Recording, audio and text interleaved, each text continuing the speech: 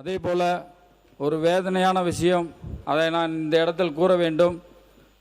30 ஆண்டு காலமாக தண்ணீரே இல்லாமல் எங்கள் பகுதி மக்கள் மிகவும் வாடிக்கொண்டிருக்கின்றனர். இரு பெரும் ஆளும் அரசுகள் என்று கூறிக்கொண்டு இருக்கும் அவர்கள் தண்ணீரை தராமல் அவர்கள் செய்த சாதனை ஒன்று. எங்கள் மக்களின் வேதனை மட்டும்தான் அவர்கள் செய்த சாதனை. ஏனென்றால் 58 கால்வாயிலிருந்து தண்ணீர் தரவில்லை என்றதை இங்கே கூறிக்கொள்கிறோம். உட்காருங்க உட்காருங்க. அதே போல ஆட்டாதீங்க, உட்காருங்க உட்காருங்க உட்காருங்க உட்காருங்க உட்காருங்க உட்காருங்க உட்காருங்க. அதே போல உட்காருங்க அதே போல உட்காருங்க உட்காருங்க உட்காருங்க. 58 கால்வாயில் இங்கு வல்லரசு அவர்கள் கொண்டு வந்தார்கள். அவர் பெயரையும் சூட்ட வேண்டும். முன்பு இருந்த ஆட்சியாளர்கள் இருந்தாலும் சரி, இத்தனை ஆண்டு காலம் வந்தாலும் சரி, தண்ணீரை ஒரு அடிப்படை தேவை, தண்ணீரை கொடுக்கவில்லை என்பது எங்களது குற்றச்சாட்டு கிடையாது. எங்கள் மக்களின் வேதனை, எங்கள் மக்களின் வேதனையை நான் கொடுத்து கொண்டே ஆக வேண்டும். உட்காருங்க. அதே மாதிரி அந்த 58 கால்வாயை நீங்கள் கொண்டு வந்தாலும் அந்த தொட்டி பாலத்தை நாங்கள் தான் கட்டி கொடுத்தோம் என்று சொன்னாலும் அதற்கு தண்ணீரை நீங்க கொண்டு வரவில்லை என்பதுதான் மக்களுடைய வேதனை. பேசி முடிச்சோம். எங்கள் மக்களுடைய வேதனையாக இருக்கிறது. அதே போல பதில் அதே சொல்லிட்டோம். அதே போல 58 கால்வாயை முடிச்ச பிறகு சொல்லுங்க. நான் தான் வாய்ப்பு தரேன்னு சொல்றேன். 58 கால்வாயை நிறைவேற்றி விட்டோம். 58 கால்வாய் ஆசியாவிலே மிகப்பெரிய தொட்டி பாலம் அமைத்தோம் என்று கூறிக்கொண்டால் மட்டும் போதாது, அதில் தண்ணீர் வர வேண்டும். இதில் வேடிக்கையான விஷயம் என்னவென்றால், வைகை அணையில் போன வருடம் 4 முறை வெள்ள அபாய எச்சரிக்கை விட்டாங்க. ஆனால் 4 முறையும் ஒரு உபரி நீரை கூட எங்க பகுதி மக்களுக்கு அவங்க கொடுக்கவே இல்லை. அதுதான் பெரிய வேதனை. தண்ணியே இல்லை. இந்த வேதனை எங்க சொல்றது? நாங்க அந்த மாமன்றத்தில் தான் சொல்லணும். ஏன்னா இன்னொரு விஷயம், இங்க இருக்க சட்டமன்ற உறுப்பினர்கள் அனைவரும் 200 அடி 300 அடியில் தண்ணி இல்லைன்னு சொன்னாங்க. ஆனா 200 அடி 300 அடியில் தண்ணி இல்லைனாலும் எங்க பகுதியில் 1100 அடி போட்டாலும் தண்ணியே இல்லை, நிலத்தடி நீரே இல்லை. நிலத்தடி நீர் இருக்கிறதுக்காக தான் இந்த மாதிரி ஒரு திட்டத்தை கொண்டு வந்தாங்க PN வல்லரசு அவர்கள். அதை நிறைவேற்றி தரவே இல்லை. இந்த தண்ணி இல்லாம இங்க மக்கள் ஒரு 5000 ஆரம்பிச்சாங்க. ஒரு 30 வருஷத்துல இருந்து இன்னைக்கு 20,000 குடும்பங்கள் வெளி மாநிலத்தில் போய் வேலை பார்த்துட்டு இருக்காங்க. இந்த மக்கள் எல்லாம் வெளி மாநிலத்தில் வேலை பார்க்கறதுக்கு ஒரு அடிப்படை வசதி, ஒரு விவசாயிகள் தண்ணி இல்லாம இருக்காங்கன்றது எங்களோட கோரிக்கை. அது ஒரு பிரதான கோரிக்கை. எங்க மக்கள் ரொம்ப வேதனையான விஷயம். ஒரு விஷயத்தை கூட செஞ்சதில்லை. இன்னொரு விஷயம், நல்ல வேலை தமிழக வெற்றி கழக அரசு இந்த தடவை வந்துருச்சு. இல்லைன்னா எங்கள் பகுதியே இந்த மேப்பிலே காணா போயிருக்கும். உசிலம்பட்டி மேப்பு, அந்த மேப்பில் தமிழ்நாடு மேப்பிலே உசிலம்பட்டி காணா போயிருக்கும். எந்த ஒரு நலத்திட்டையும் செய்ததே இல்லை. ஏன்னா நான் இதை சொல்லிதான் ஆகணும். இதை சொல்லி இது பாதிக்கப்பட்ட ஒருத்தர், நானும் ஒருத்தன் தான். பாதிக்கப்பட்ட மக்கள் நானும் ஒருத்தன் தான். அதனாலதான் நான் சொல்றேன், எங்கள் மக்கள் உறுப்பினர் ஏவா வேலு அவர் உட்காருங்க உட்காருங்க உட்காருங்க. ஒருத்தர் மட்டும் உட்காருங்க. பேரவைத் தலைவர்களே உட்காருங்க. மாண்புமிகு பேரவைத் தலைவர் அவர்களே இருங்க. நீங்க முதல்ல இருங்க. சொல்லிக் கொண்டே இருந்தால் உறுப்பினர் முதல்ல இருங்க. உட்காருங்க. மாண்பு உறுப்பினர் உட்காருங்க. நீங்க உட்காருங்க. மாண்பு உறுப்பினர் இருங்க.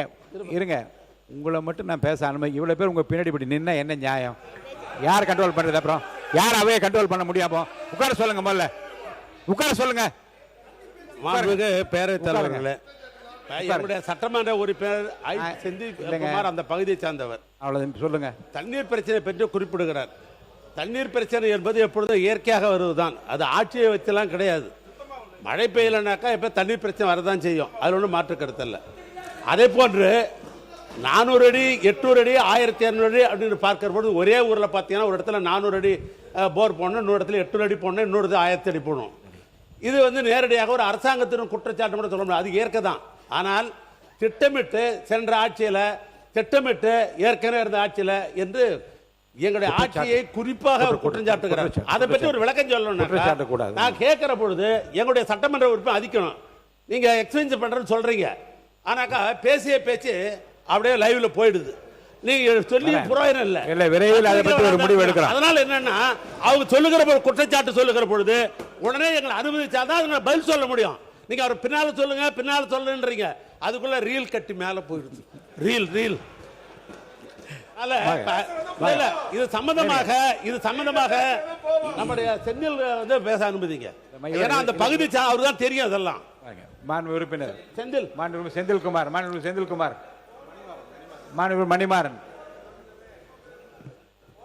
மாண்புமிகு பேரவைத் தலைவர் அவர்களே,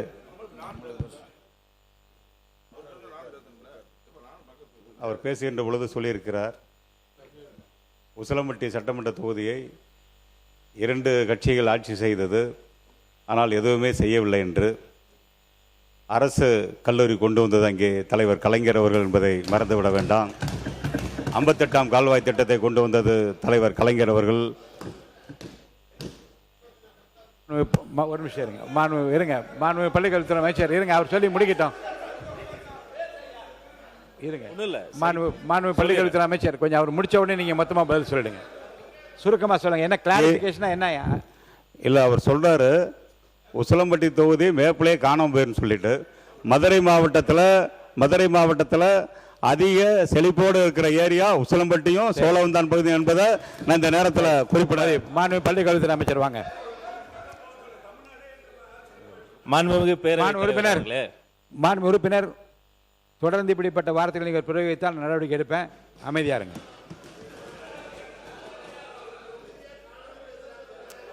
அப்புறம் அதுக்காக பதில் அவர் உட்கார்ந்தபடியே சொல்லுவாரா? உட்கார்ந்தபடியே ஒரு பதில் சொல்லுவாரா? அவர் சொல்லுங்க. மாண்பு பள்ளிக்கல்வித்துறை அமைச்சர். மாண்புமிகு பேரவைத் தலைவர் அவர்களே, மதிப்பிற்குரிய சட்டமன்ற உறுப்பினர் என்னுடைய அருமை தம்பி அவருடைய கன்னி பேச்சை பேசுகிறார். பொதுவாக ஒவ்வொருத்தரும் ஒரு விதமாக தான் பேசுவாங்க, உங்களுக்கு தெரியாதது ஒன்றும் கிடையாது.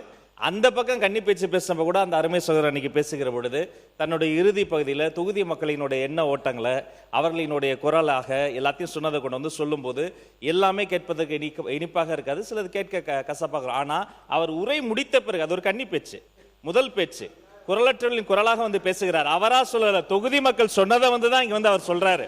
கேட்டுட்டு மூத்த உறுப்பினர்கள் அவர் ஒரு அரை மணி நேரம் அண்ணா அழகா கிரானாலஜிக்கல் ஆர்டர்ல எப்படி வந்து அழகா எப்படி வந்து ஒரு நீர்வளங்கள் துறை, உள்ளாட்சி, பேரூராட்சி, நகராட்சி எல்லா நம்பர்லையும் மனப்பாடம் பண்ணி நம்ம புரட்சி கலைஞர் கேப்டன் மாதிரி கடன்னு அவ்வளோ நம்பர்ஸ் எல்லாம் மனப்பாடம் அழகா சொன்னார். அப்ப அவருடைய அனுபவத்தில் அதெல்லாம் சொல்றார். அப்ப இங்கே வரக்கூடிய அந்த புதிய உறுப்பினர் என்பவர் அவருடைய முதல் பேச்சை சொல்கிறவர், அதை பேசி அவர் முடித்த பிறகு கூட அதற்கான பதிலை நம்ம சொல்ல முடியும், கருத்தை எதிர்கொள்வோம். ஆனா ஒவ்வொரு முறையும் நான் பார்க்கிறேன், சில வார்த்தைகள் இங்க சொன்ன உடனே ஒவ்வாமையில ஒரு மொத்த பேரும் எழுந்து நின்றுகிட்டு உங்களுக்கு எதிராக பேசுவது என்பது ஏற்புடையதல்ல. உறுப்பினர் உங்களை வந்து பாராட்டி தான் சொல்லியிருக்காரு, உங்களை பத்தி பாராட்டி தான் சொல்லியிருக்காரு, நிறைய கருத்துக்கள் சொன்னீங்கன்னு தான் சொன்னார், அவர் தவறா சொல்ல. அவரை சார், மாண்பு பேரவைத் தலைவர் அவர்களே, மாண்பு பள்ளிக்கல்வித்துறை அமைச்சர் அவர்கள் மனப்பாடம் பண்ணாருன்னு, மனப்பாடம் தளபதியும் கற்றுத்தந்த பாடம். எனவே மனப்பாடம் இல்லை, எனக்கே 5 வருஷம் அந்த துறையை எங்களுக்கு தெரியாத, அது எப்படி தெரியும்? ஏன்னா மனப்பாடம் அல்ல, எங்களுடைய தலைவர்கள் கற்றுத்தந்த பாடம் அது. மாண்பு உறுப்பினர் விஜய், நீங்க தொடர்ந்து பேசலாம். மாண்புமிகு பேரவைத் தலைவர் அவர்களே, செல்வ செழிப்பாக இருக்கிறது சட்டமன்ற உறுப்பினர் அருகில் இருக்கும் சட்டமன்ற உறுப்பினர் தான் சொன்னாங்க. ஆனால் நான் வந்து என் குரலை வந்து மக்கள் குரலாக தான் சொல்கிறேன், அந்த வேதனையை தான் சொல்கிறேன், அதை புரிஞ்சுக்கிறாம இவங்க பேப்பரில் படிச்சுட்டா அது தொகுதிக்கு நடைமுறைக்கு வந்துருமா, இவங்க பேப்பரில் அறிவிச்சுட்டா அது தொகுதிக்கு நடைமுறைக்கு வந்துருமா? அந்த தொகுதியை பார்த்தா, அந்த மக்களை பார்த்தா இன்னும் வந்து அவங்க ஒரு சட்டை போடுறது கூட 80% மக்கள் அவங்க நல்லா இல்லை. பேரவைத் தலைவர் அவர்களே, பிளே ஸ்டோர் மற்றும் ஆப் ஸ்டோரில் இருந்து பாலிமர் செயலியை QR கோடு மூலம் பதிவிறக்கம் செய்யுங்கள். செய்திகளை உடனுக்குடன் பெறுங்கள்.